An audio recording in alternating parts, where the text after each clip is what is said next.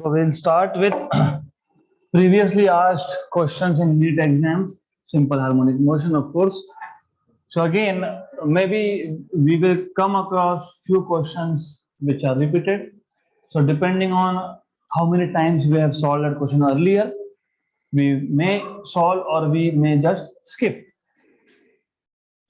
Question number 2, of course, question number 1 is already done. That is why many times done. That is why I am not repeating. Question number 2, a particle executes linear simple harmonic motion with amplitude of 2 centimeter. So amplitude is 2 centimeter. When the particle is at 1 centimeter from the main position, matlab x equal to 1 centimeter, which is a by 2 basically, from the mean position, the magnitude of its velocity is equal to that of acceleration. Then its time period is magnitude of velocity is equal to magnitude of acceleration. आपको पता होना चाहिए velocity is, ये गलत है, a omega is maximum velocity. Did they tell you magnitude of maximum velocity? No, they are just telling you magnitude of velocity. That is omega under root of a square minus x square equal to magnitude of acceleration omega square x. Omega square a मत बोलना यहाँ पे because this will mean maximum. तो यहाँ पे आपको लिखना पड़ेगा ओमेगा स्क्वायर x. गुड, एक और एक गया. एम्पलीट्यूड की वैल्यू है 2 स्क्वायर और displacement is 1 equal to omega is 2 pi by time period और x की वैल्यू है 1. This is under root of 4 minus 1, that is root 3 is equal to 2 pi by time period, and therefore this is root 3. Okay, so therefore root 3 equal to 2 pi by time period, and therefore time period equal to 2 pi by root 3. 2 pi by root 3, option number C. 2017 का question है, simple. Next question. A particle is executing simple harmonic motion. Its maximum acceleration, now they are using this word maximum, is alpha and velocity, maximum velocity is beta. Then its time period of vibration will be. हमने ये question already solve किया है, सिर्फ वहां पे alpha beta नाम नहीं दिया था, सिंपल. तो you should know maximum acceleration a max is, इसको बोला है alpha, but it is equal to a omega square. Maximum velocity v max, इसको बोला है beta, this is equal to a omega. दोनों को डिवाइड कर दो, दोनों को डिवाइड कर दिया तो you will get alpha by beta equal to a omega square upon a omega. Cancel cancel cancel cancel, तो alpha by beta is just omega. So you should know that alpha by beta is just omega, but omega is 2 pi by time period. आपको time period ही पूछा है, good. Therefore you will have time period t equal to 2 pi beta by alpha. So 2 pi beta by alpha, option number C.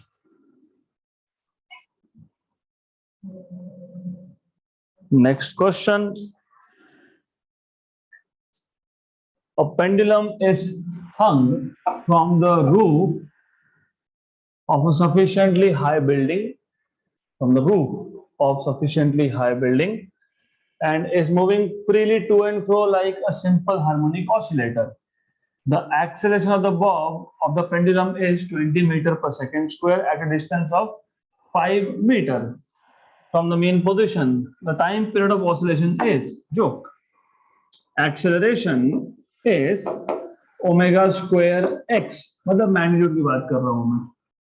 ए की value आपको दी है 20 equal to omega square, omega is 2 pi by time period का square. X की value आपको दी है 5, 1 and 4. Taking square root on both side you will get 2. This is 2 equal to 2 pi by T. Good, 2 और 2 cancel, therefore time period is 5 seconds. Option number B.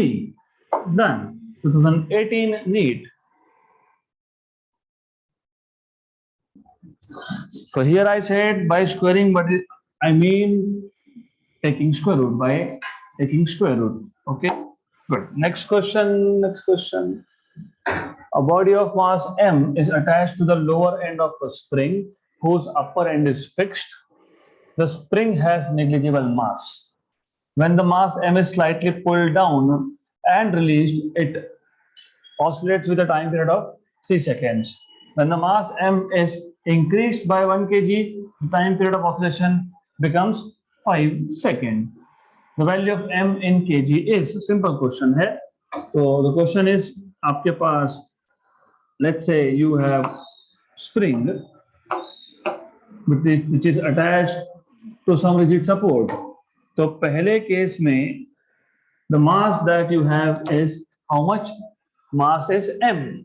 So in the first case, m mass is attached to the lower end of the spring, और in this case जब आपने इसको थोड़ा सा नीचे पुल किया और रिलीज कर दिया, it is oscillating with a time period of 3 seconds. And next case, अगले केस में you have the same spring. अब सिर्फ आपने क्या किया, इसको 1 kg का एक्स्ट्रा मास लगा दिया. 1 kg of extra mass. The mass is increase by 1 kg. Okay, तो ऐसा 1 kg का एक्स्ट्रा लगा दिया. And now you do the same thing, pull it down and release, and it oscillates with a time period of 5 seconds. So first case, remember, mass was m. Here total mass, this is m and this is 1. So total mass is m plus 1. Good. So easy question है, मतलब m1 equal to m है और यहाँ पे m2 equal to m plus 1 है. यहाँ पे time period है 3 seconds, यहाँ पे टाइम पीरियड है 5 seconds. So this is pretty simple, or data also you have everything. So solve karo with simple task. What is time period of mass attached to a spring? 2 pi root of L by G. तो बोलना ही मत, L by G pendulum होता है. K by M. K is constant क्योंकि spring same था दोनों case में. So time period T is inversely proportional to root of mass. Okay, so here you will have T2 by T1. T2 by T1 equal to under root of M1 by M2. So T2 was 5 seconds and T1 was 3 seconds. M1 was only M and M2 was M plus 1. Squaring on both sides, so 25 by 9 equal to m upon m plus 1. Cross multiply and solve. So this is pretty simple. 25 m plus 25 equal to 9m, right? So 25 minus 9m is 16. 16. Pakka? Yes? Yes. So this is 16m plus 25 equal to 0. Oh, so m equal to गड़बड़ हो गई यहाँ पे. What is wrong? Something is wrong, of course. Yes, tell me what is wrong.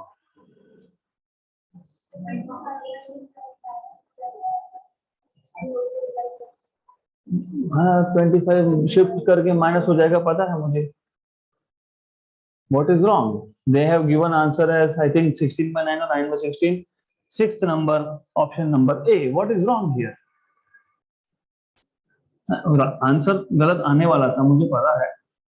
Why? Because I have been telling you time and again. M by K.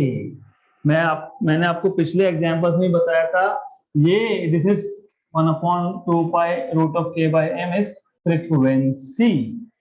यहाँ पे m by k आएगा पक्का.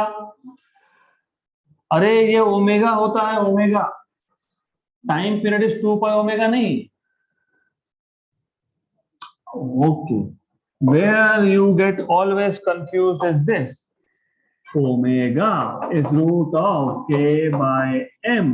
omega is 2 pi by time period is root of k by m. Time period t is 2 pi root of m by k. Right हमने क्या लिखा k by m. तो सही है क्या? नहीं. तो that is where you need to pay attention. You have to remember formulas. So here you have m by k. Good. Then this is time period is proportional to what? Root of m. तो यहाँ पे जो हमने लिखा है यहाँ पे सिर्फ क्या होगा m2 by m1. So that is the only change. यहाँ m2 by m1 आएगा. Then once you have this, तो अब कोई प्रॉब्लम नहीं है. अब एक काम करो यहाँ पे इसको बना दो m+1. हो गया. स्क्वायरिंग करने के बाद भी you will have this. So now you should get correct answer. Okay, तो अब आ जाएगा 25m and 25m equal to 9m plus 9. तो शिफ्ट करो 16m equal to 9. 16m equal to 9. So m is 9 by 16. Option number A. Done.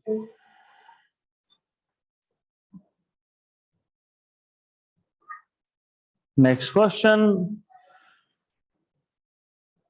A spring of force constant K is cut into length of ratio 1:2:3.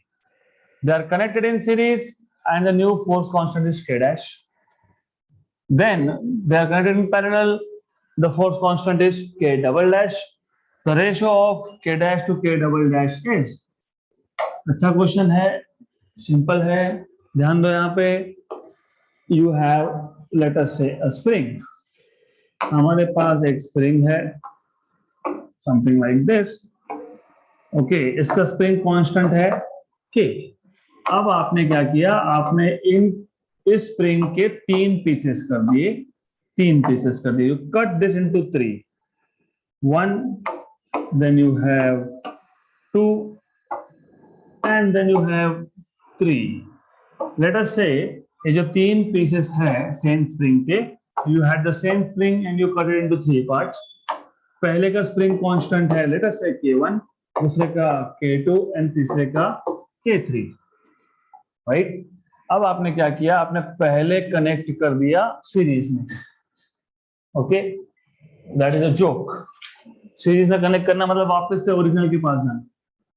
So when connected in series is nothing but the same spring जिसको cut करके बनाया था. सो when connected in series एक काम करते हैं, इससे पहले एक काम करते हैं, पहले K1, K2, K3 की वैल्यू फाइंड कर लेते हैं. How do you find out values of K1, K2 and K3? Ratio. Good. Something to do with length ratio. पहले स्प्रिंग का जो लेंथ है L1, दूसरे का जो लेंथ है L2 और तीसरे का जो लेंथ है L3, इसका रेशो दिया है 1:2:3. तो what is K1, K2 and K3?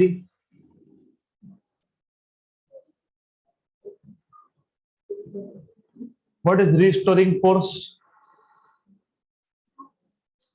Minus kx मतलब kx. आपको याद है कल हमने restoring force equal to mg equal to kl भी लिखा था. तो फोर्स इक्वल टू kl, तो k equal to force by l. Right. अगर फोर्स कांस्टेंट है तो k is proportional to 1 by length. ये पता होना चाहिए. But what you need to know is this. But you should know spring constant K is inversely proportional to length. Okay, so if it is inversely proportional to length, what will be K1, K2 and K3? मैं ratio नहीं पूछ रहा हूं, मैं values पूछ रहा हूं. फिर आप बोलोगे K1 is to K2 is to K3 is 1/L1 is to 1/L2 is to 1/L3. पता है. So K1 is to K2 is to K3 is 1 upon L1 is to 1 upon L2 is to 1 upon L3. That is we know. Length का ratio पता है. So you can say K1 is to K2 is to K3 is 1 by 1 is to 1 by 2 is to 1 by 3. That is what we know. I am asking you what is the value of K1, K2, K3 in terms of K. अगर आपको तीन quantities का ratio दिया हो, how do you find out value of each of this?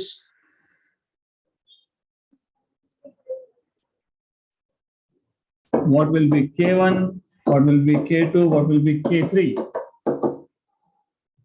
6K, 3K and 2K. कैसे? तो हमने ये इस टाइप के क्वेश्चंस पहले बहुत बार किए. We have done this. You should know LCM और ये सब पता होना चाहिए. पता है? हाँ? नहीं पता है तो पता करो आज. Because that is something you learn in schools. If you have L1 is to L2 is to L3 as 1 is to 2 is to 3, so K1 is to K2 is to K3 is 1 is to 1 by 2 is to 1 by 3. Okay? Multiply by 6. 6 by 2. 3. 6 by 3, 2. 6, 3, 2. Right? ये सब पता होना चाहिए आपको. Okay, greatest common divisor, all this thing you should no. Good. तो अगर वो पता होगा तो K1, K2, K3 की वैल्यू मिलेगी, नहीं तो नहीं मिलेगी. सिंपल. तो go and revise today what are this LCM and other things. Okay, तो आपको K1, K2, K3 मिल गया. अब आप जब सीरीज में कनेक्ट करोगे, सो when connected in series, when you connect this in series, तो व्हाट हैपेंस इज, सीरीज में कनेक्ट किया मतलब वापस से सिंगल स्प्रिंग बनाया. What is series connection? दो स्प्रिंग्स में एक पॉइंट कॉमन, तो पहले दो में एक पॉइंट कॉमन, सेकंड थर्ड में एक पॉइंट कॉमन, मतलब वापस से सेम स्प्रिंग बना दिया. So when connected in series it goes to original configuration. It again become with spring constant K. So when these three parts yeah, these three springs are connected in series, then what happens is, then it becomes original spring again.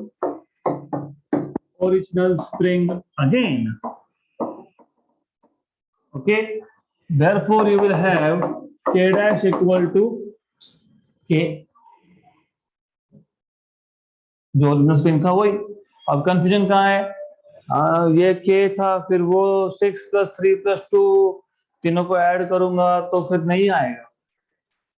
But I told you springs in series they are like parallel. So 1 by K dash will be equal to 1 by 6K plus 1 by 3K plus 1 by 2K. 1 by K common, 1 by 6 plus 1 by 3 plus 1 by 2 add. This is 5 by 6. This is 5 by 6. 5 by 6 plus 1 by 6 is 6 by 6. तो 1 upon K dash is 1 by K. मतलब K dash is equal to K. तो ये time pass मत करना. अरे जिस spring को तोड़ के तीन पार्ट बनाया उसको वापस से एंड टू एंड ज्वाइन कर लिया सीरीज में, तो वापस ओरिजिनल ही बनेगा. Right? Then parallel. When connected in parallel, what will you have is K double dash. It is just K1 plus K2 plus K3. That is equal to 6K plus 3K plus 2K. 11K. हो गया answer. आपको क्या पूछा था? K dash by K double dash का ratio. तो K dash is K. This is 11K. Cancel. 1 is to 11. Option number C. 1 is to 11. Again, I am telling you, this is something you need to know. ये कैसे आया थोड़ा घर पे जाके देखो.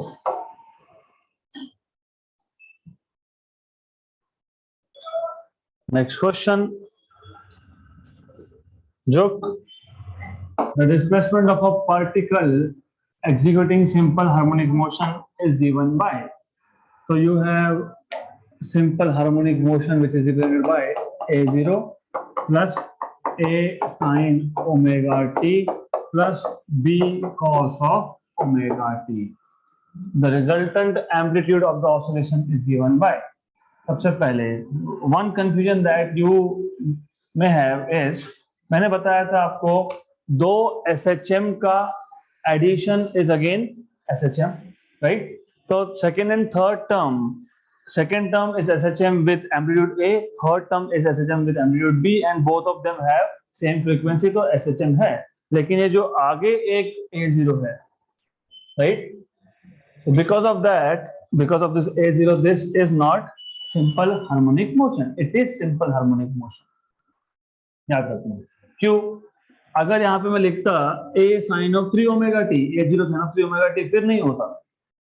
ये जो पहला टर्म है a0, अगर यहाँ पे a0 sin of 3 omega t, 5 omega t, 2 omega t ऐसा कुछ भी होता, cos of 3 omega t, तो ये SHM नहीं होगा. अगर मैं लिखता log of something तो नहीं होगा. अगर मैं लिखता कोई और function e raised to something तो भी नहीं होता. सिर्फ a0 लिखा है मतलब some constant.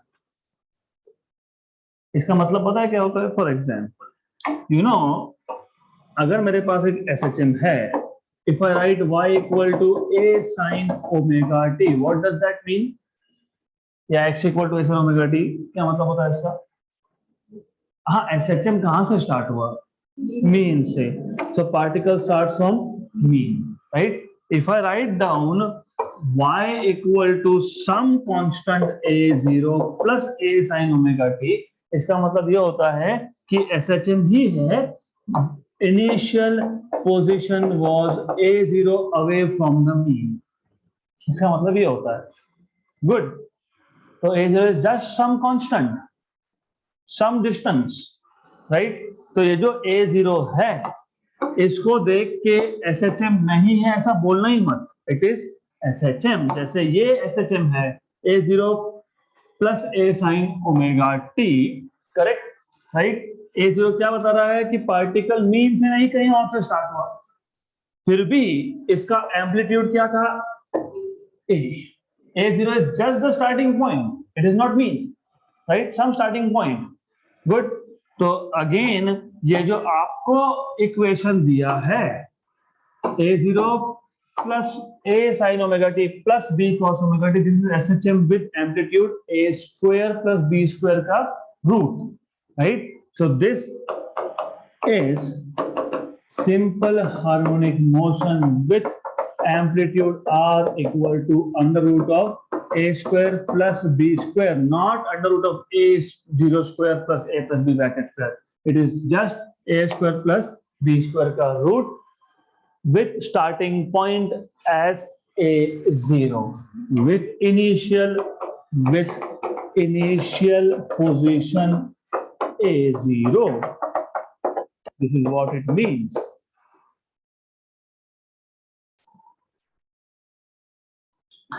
Remember one thing, आपने अभी तक आप एक टिपिकल माइंडसेट में हो कि पार्टिकल जो है वो या तो मीन से स्टार्ट करेगा या फिर एक्सट्रीम से स्टार्ट करेगा, राइट एक्सट्रीम या left extreme. So if particle start from here, right, मतलब mean position, then what happens is कि ये यहां से यहां गया, फिर वापस लेफ्ट एक्सट्रीम पे गया, फिर यहाँ पे आया, वन ऑसिलेशन. या फिर व्हाट यू थिंक इज, अगर उसने एक्सट्रीम से स्टार्ट किया, so it goes to left extreme, then come back here, one oscillation. Or if it starts from left extreme, it goes to right and goes back to left, one oscillation. Doesn't matter, particle can start from here. If it starts from here, it goes to right, then goes to left and come back to same, one oscillation. It may start from here, यहाँ से start किया तो यहाँ जाएगा, फिर यहाँ जाएगा, फिर वापस से अपने इनिशियल पोजीशन पे आएगा, one oscillation. So when you write down a0 plus a sin omega t plus b cos omega t, this is nothing but SHM with amplitude under root of a square plus b square, with only difference that the initial position is A0. That's it. Okay, so this is how it is. Then next question. Simple. The radius of circle, the period of revolution, initial position, and sense of revolution are indicated in the figure. So you see, radius of circle 3 meter. So radius of circle 3 meter. Period of revolution 4 second. Initial sense, initial position ये है initial position. Okay, t equal to 0 पे कहां पे है? e पे. And sense of revolution okay, मतलब it is going clockwise.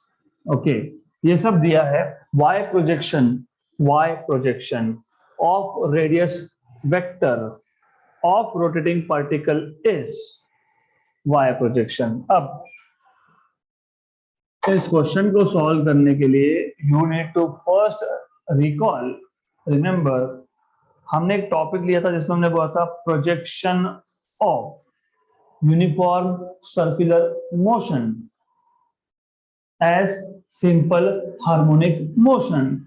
अगर याद होगा तो हमने लिया था एक सर्कल, फिर हमने बोला था कि ये उसका डायामीटर है. देन वी सेड कि हमारे पास एक पार्टिकल है और वो पार्टिकल सर्कुलर मोशन परफॉर्म कर रहा है. तो this particle starts from here and performs circular motion.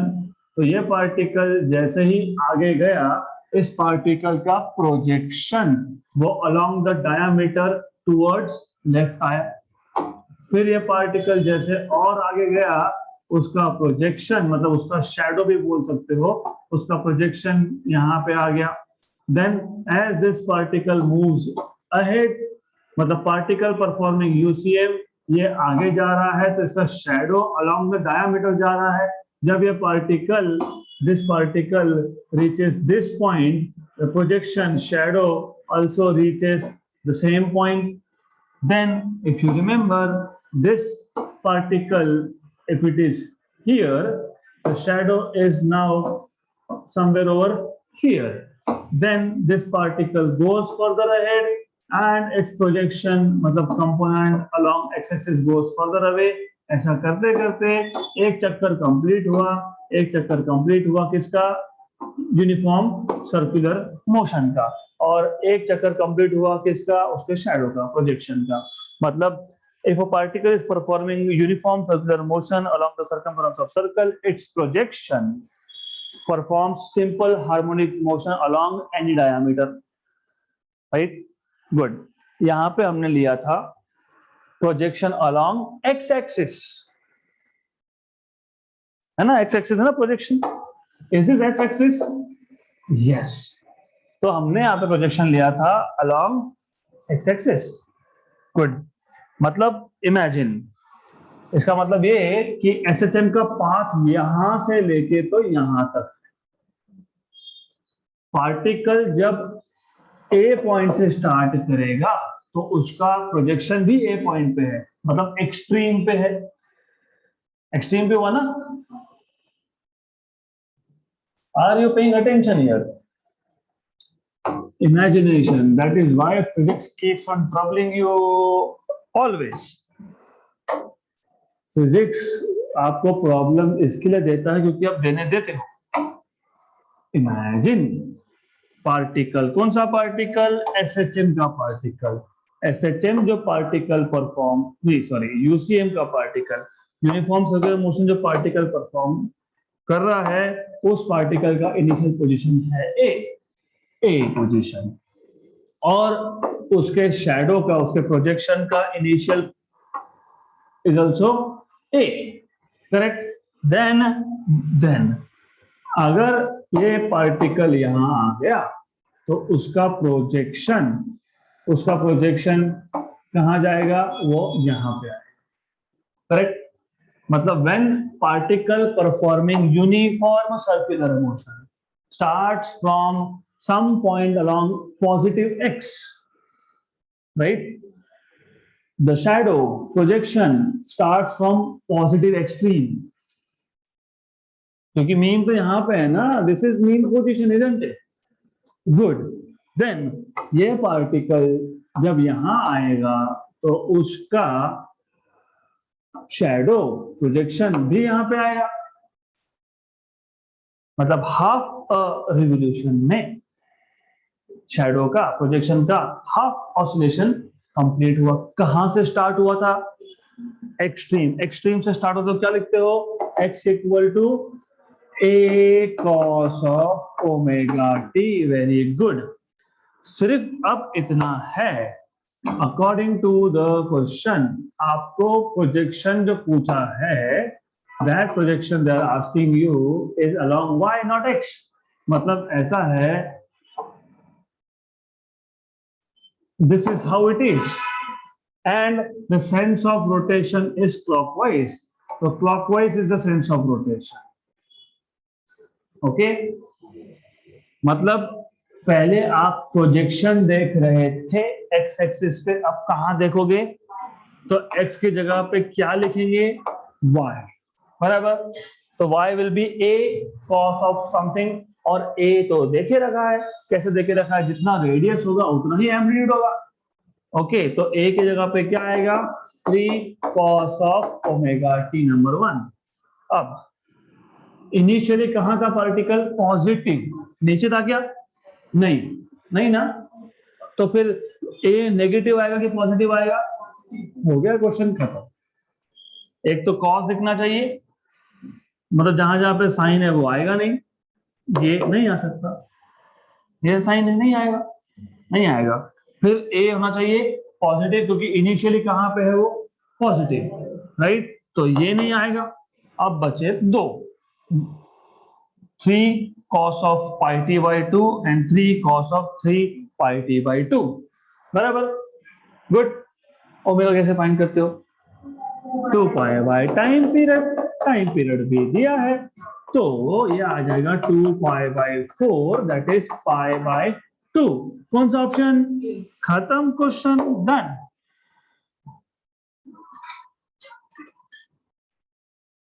So how to do this question orally? Simple, extremely simple.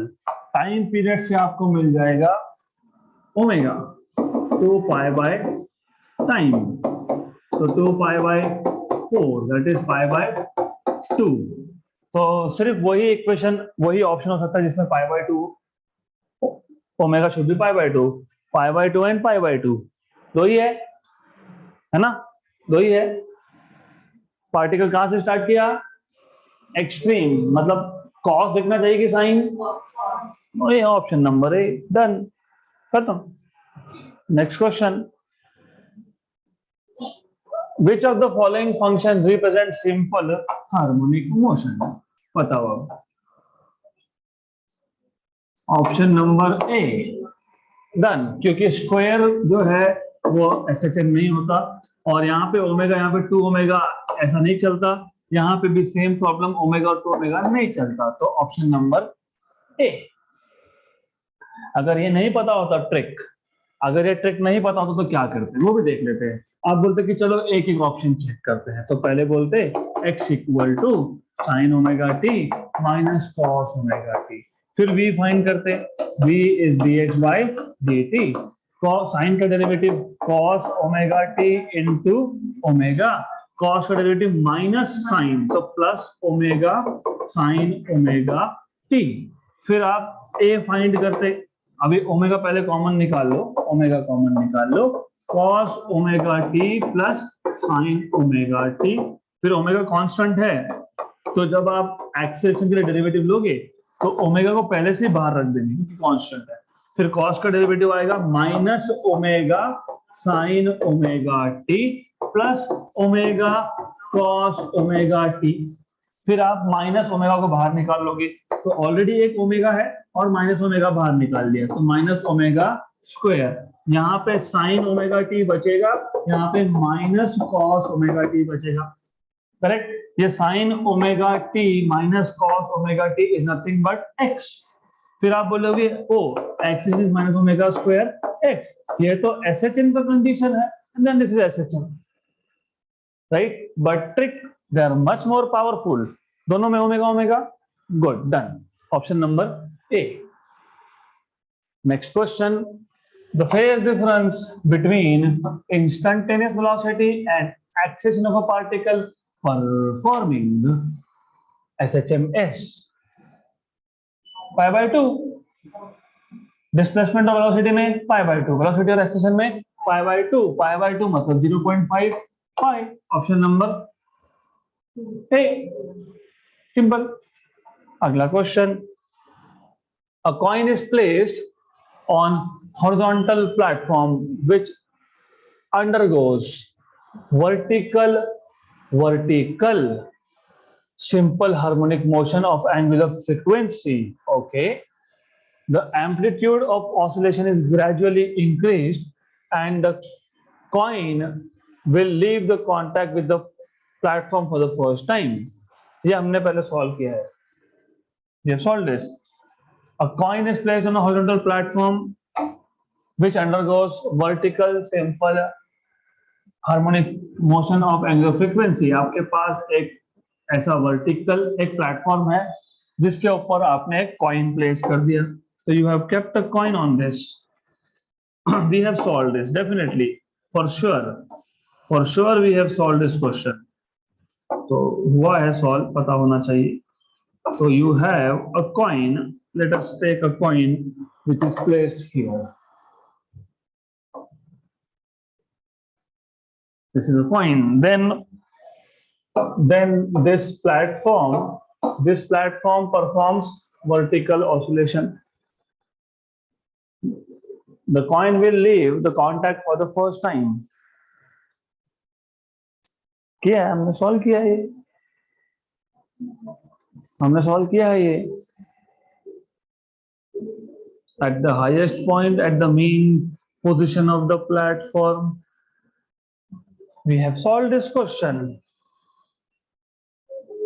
Option A, for amplitude of g by omega square y. Simple question, why? मैंने आपको बताया था, you need to remember.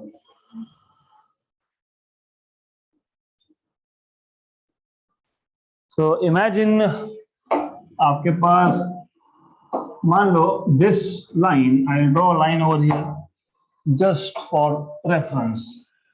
मान लो ये जो line है, this is the line where the particle, I mean the platform starts its motion. ये reference line है, मतलब ये इक्विलिब्रियम और ये वर्टिकल ऑसिलेशन हो रहा है। Okay, so at the highest point मतलब मैक्सिमम डिस्प्लेसमेंट, द पार्टिकल मतलब द प्लेटफॉर्म, ये जो प्लेटफॉर्म है it is performing SHM between these two points. ये है आपका मैक्सिमम मतलब प्लस है और ये आपका मिनिमम मतलब माइनस है। गुड, तो क्या होगा हाईएस्ट पॉइंट पे, क्या होगा हाईएस्ट पॉइंट पे, सबसे पहले हाईएस्ट पॉइंट मतलब एम्पलीट्यूड पे ए होता है maximum. So at highest point acceleration is maximum. So at highest point